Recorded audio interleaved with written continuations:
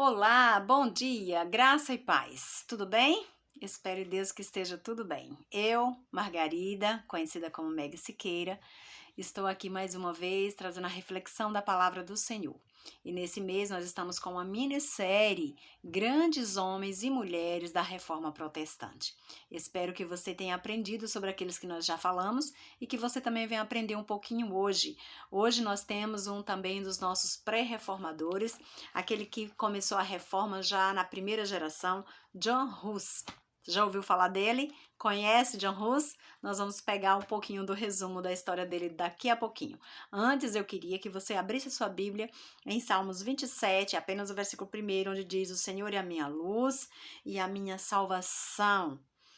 De quem terei medo? O Senhor é a fortaleza da minha vida. A quem temerei? Eu acredito que esse texto é muito propício para esses reformadores, homens e mulheres que foram cheios de coragem, né? Cheios de ousadia, cheios da graça de Deus, onde não tinham medo.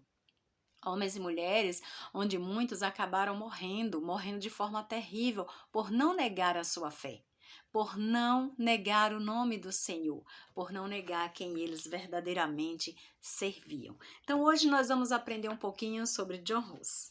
John Hus nasceu em 1369 na República Tcheca, na Europa, e já em 1390 ele matriculou-se na Universidade de Praga para treinar o sacerdócio.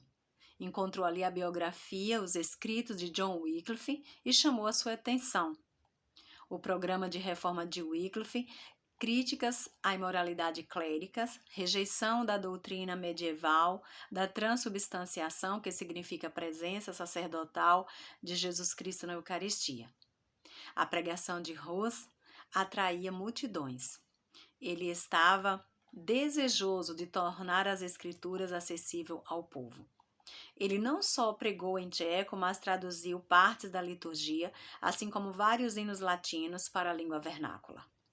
Ele aproveitou o espaço vazio na capela para promover a sua mensagem, colocando murais que contrastavam a simplicidade de Cristo com a vaidade e a ganância dos sacerdotes.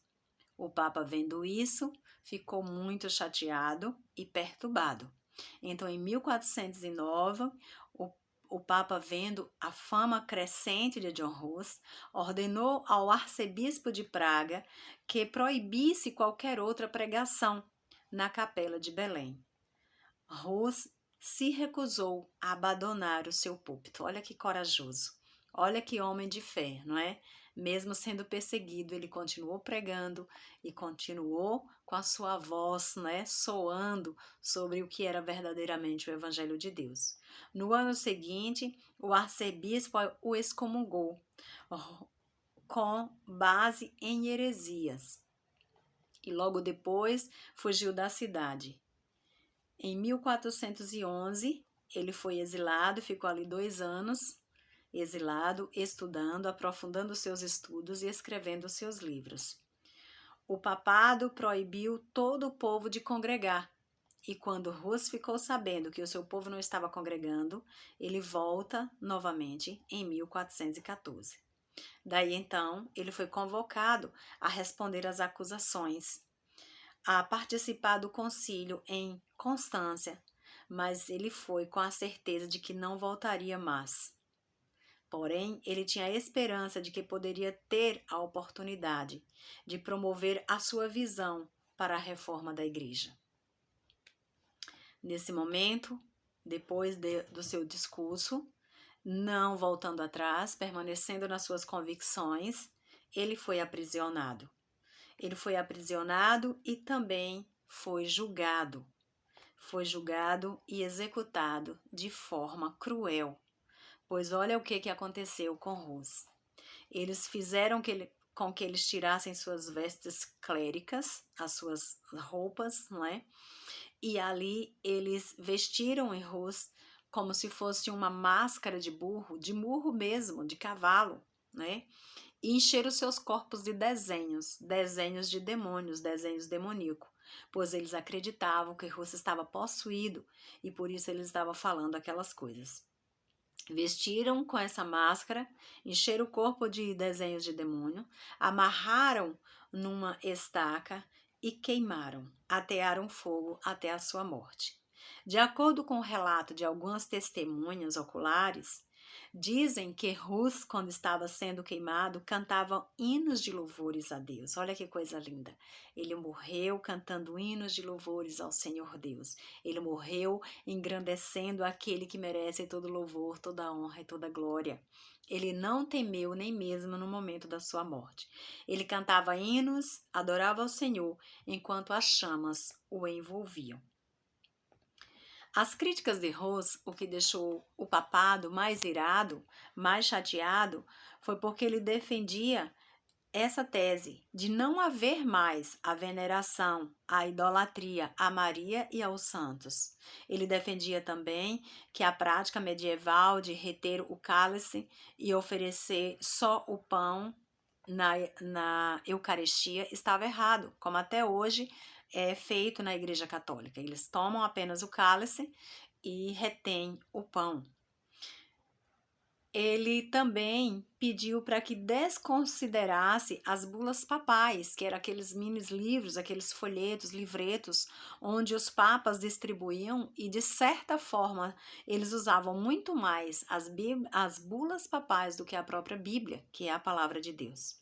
Então foram essas críticas, esses pontos, não é, que deixou assim o Papa irritado e por isso eles acabaram queimando Rus dessa forma, vestindo ele como se fosse um burro. Encontraram em alguns escritos de Rus umas frases lindas, maravilhosas que vale a pena ressaltar. Ele disse assim em um dos seus escritos: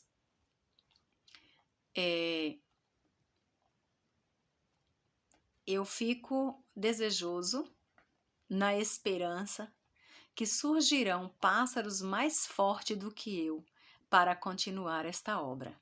De fato, foi Lutero, não é, que veio e transformou as palavras de Rus, né, em um oráculo que encontrou a sua realização em 1530.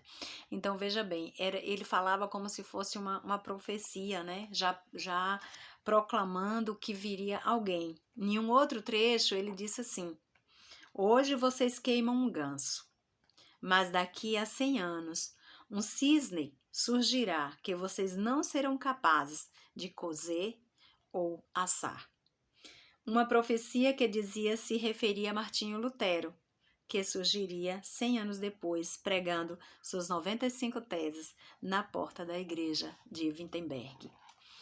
Rus escrevia assim, se referindo ao ganso, porque o significado do nome Rus é ganso, e muitos chamavam ele o pequeno Rus de Deus, ou seja, o pequeno ganso de Deus. Essa era a frase mais marcada daquela época, quando o povo via ele com aquela ousadia toda, com aquela coragem toda, pregando o evangelho e batendo de frente com aqueles que eram os opositores, né? O pequeno ganso de Deus. Esse foi John Hus. Eu espero que você tenha gostado e tenha aprendido um pouco mais sobre mais um dos nossos reformadores. Deus te abençoe, Deus te guarde.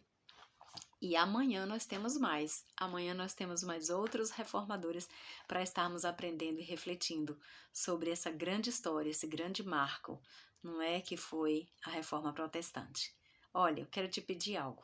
Lembre sempre disso.